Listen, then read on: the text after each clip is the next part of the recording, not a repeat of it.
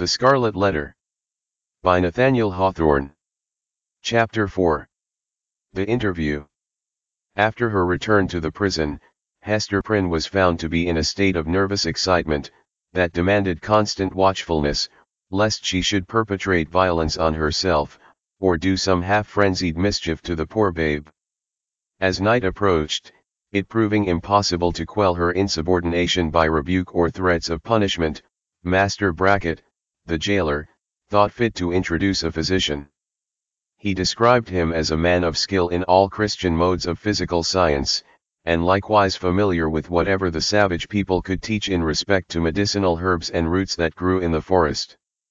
To say the truth, there was much need of professional assistance, not merely for Hester herself, but still more urgently for the child who, drawing its sustenance from the maternal bosom, seemed to have drank in with it all the turmoil, the anguish and despair, which pervaded the mother's system.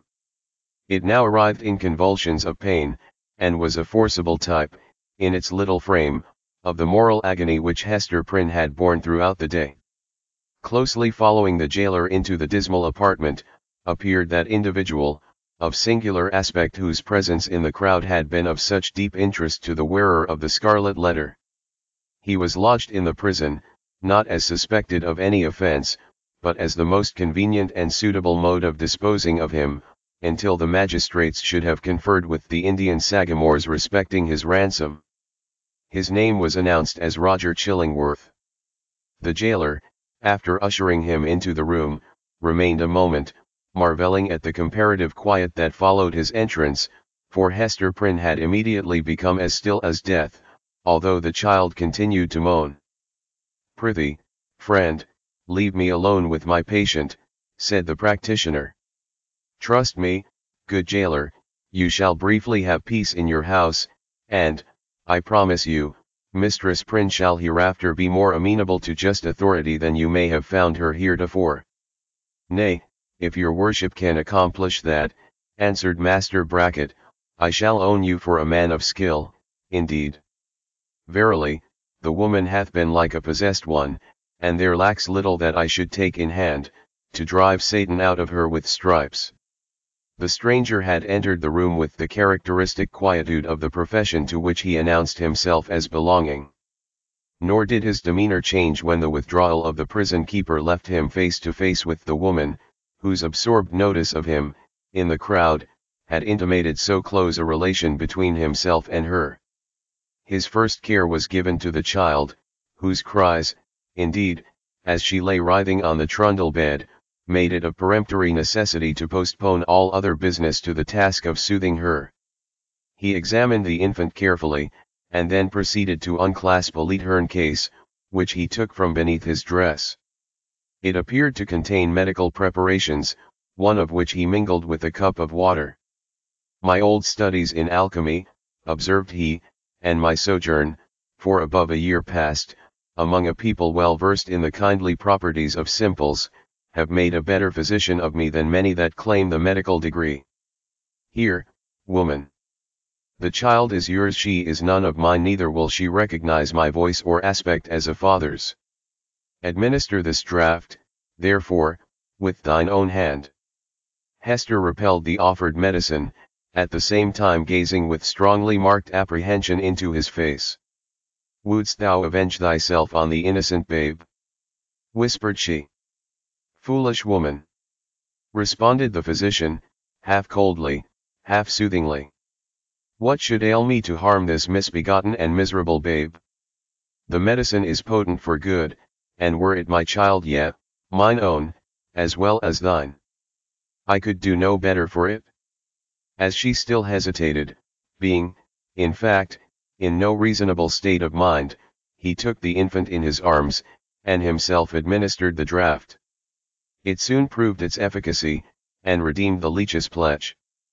The moans of the little patient subsided, its convulsive tossings gradually ceased, and in a few moments, as is the custom of young children after relief from pain, it sank into a profound and dewy slumber.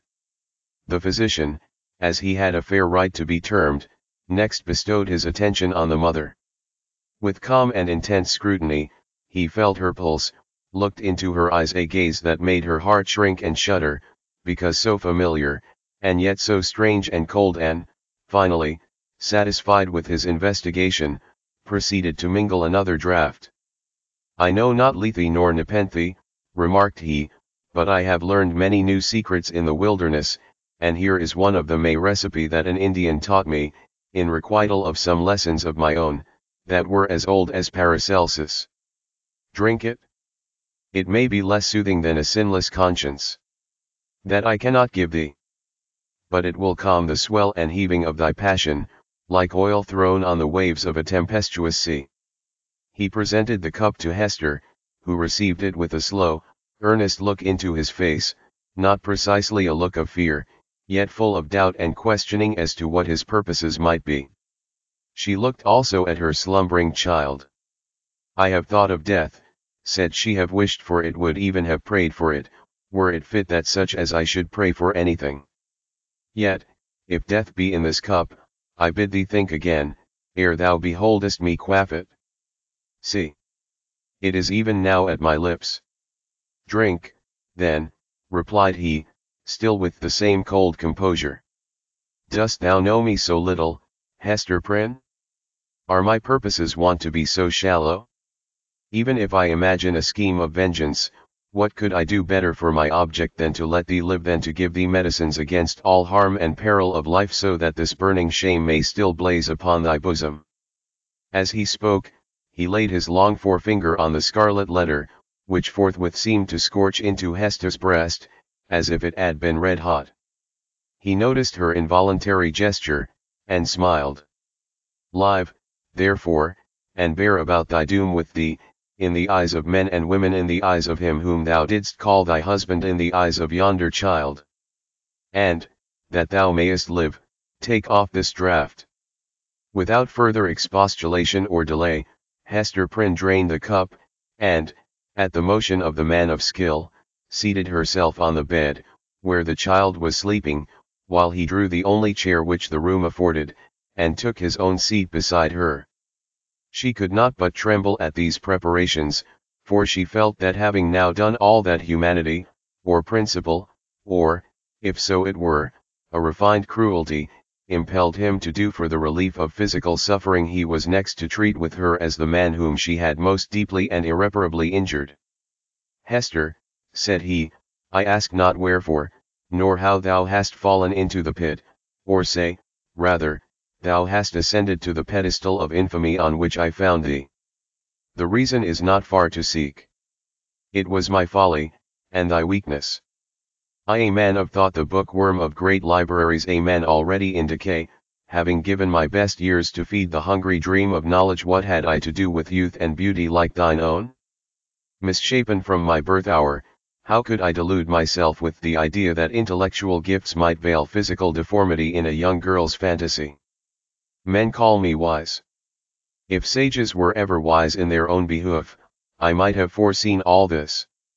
I might have known that, as I came out of the vast and dismal forest, and entered the settlement of Christian men, the very first object to meet my eyes would be thyself, Hester Prynne, standing up, a statue of ignominy, before the people. Nay, from the moment when we came down the old church steps together, a married pair, I might have beheld the bale fire of that scarlet letter blazing at the end of our path. Thou knowest," said Hester, for, depressed as she was, she could not endure this last quiet stab at the token of her shame, "thou knowest that I was frank with thee. I felt no love, nor feigned any." "True," replied he. "It was my folly. I have said it. But, up to that epoch of my life, I had lived in vain. The world had been so cheerless. My heart was a habitation large enough for many guests, but lonely and chill, and without a household fire. I longed to kindle one. It seemed not so wild a dream, old as I was, and somber as I was, and misshapen as I was, that the simple bliss, which is scattered far and wide, for all mankind to gather up, might yet be mine. And so, Hester, I drew thee into my heart, into its innermost chamber, and sought to warm thee by the warmth which thy presence made there. I have greatly wronged thee, murmured Hester. We have wronged each other, answered he. Mine was the first wrong, when I betrayed thy budding youth into a false and unnatural relation with my decay. Therefore, as a man who has not thought and philosophized in vain, I seek no vengeance, plot no evil against thee. Between thee and me, the scale hangs fairly balanced. But, Hester, the man lives who has wronged us both. Who is he? Ask me not, replied Hester Prynne, looking firmly into his face. That thou shalt never know. Never, sayest thou?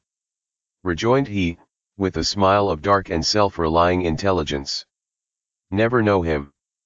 Believe me, Hester, there are few things whether in the outward world, or, to a certain depth, in the invisible sphere of thought, few things hidden from the man who devotes himself earnestly and unreservedly to the solution of a mystery. Thou mayest cover up thy secret from the prying multitude. Thou mayest conceal it, too, from the ministers and magistrates, even as thou didst this day, when they sought to wrench the name out of thy heart, and give thee a partner on thy pedestal. But, as for me, I come to the inquest with other senses than they possess. I shall seek this man, as I have sought truth in books, as I have sought gold in alchemy. There is a sympathy that will make me conscious of him. I shall see him tremble. I shall feel myself shudder, suddenly and unawares. Sooner or later, he must needs be mine. The eyes of the wrinkled scholar glowed so intensely upon her, that Hester Prynne clasped her hand over her heart, dreading lest he should read the secret there at once. Thou wilt not reveal his name? Not the less he is mine, resumed he, with a look of confidence, as if destiny were at one with him. He bears no letter of infamy wrought into his garment, as thou dost, but I shall read it on his heart. Yet fear not for him. Think not that I shall interfere with heaven's own method of retribution, or, to my own loss, betray him to the gripe of human law. Neither do thou imagine that I shall contrive aught against his life, no, nor against his fame, if as I judge, he be a man of fair repute. Let him live. Let him hide himself in outward honor, if he may. Not the less he shall be mine. Thy acts are like mercy, said Hester, bewildered and appalled, but thy words interpret thee as a terror. One thing, thou that wast my wife, I would enjoin upon thee, continued the scholar. Thou hast kept the secret of thy paramour. Keep, likewise, mine. There are none in this land that know me. Breathe not to any human soul that thou didst ever call me husband. Here, on this wild outskirt of the earth, I shall pitch my tent, for, elsewhere a wanderer, and isolated from human interests, I find here a woman, a man, a child, amongst whom and myself there exist the closest ligaments. No matter whether of love or hate, no matter whether of right or wrong. Thou and thine, Hester Prynne, belong to me. My home is where thou art and where he is. But betray me not. Wherefore dost thou desire it?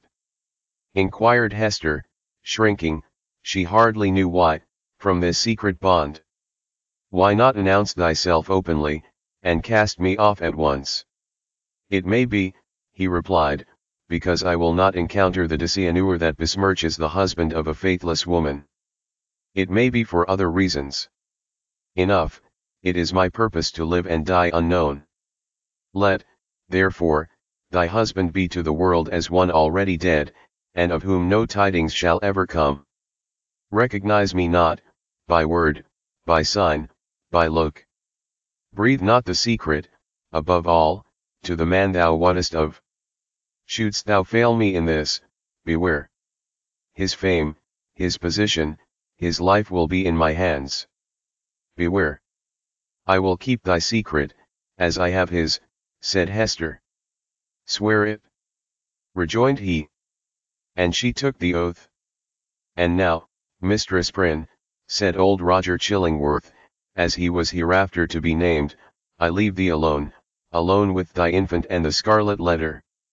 How is it, Hester? Doth thy sentence bind thee to wear the token in thy sleep? Art thou not afraid of nightmares and hideous dreams? Why dost thou smile so at me? Inquired Hester, troubled at the expression of his eyes. Art thou like the black man that haunts the forest round about us? Hast thou enticed me into a bond that will prove the ruin of my soul? Not thy soul, he answered, with another smile. No, not thine.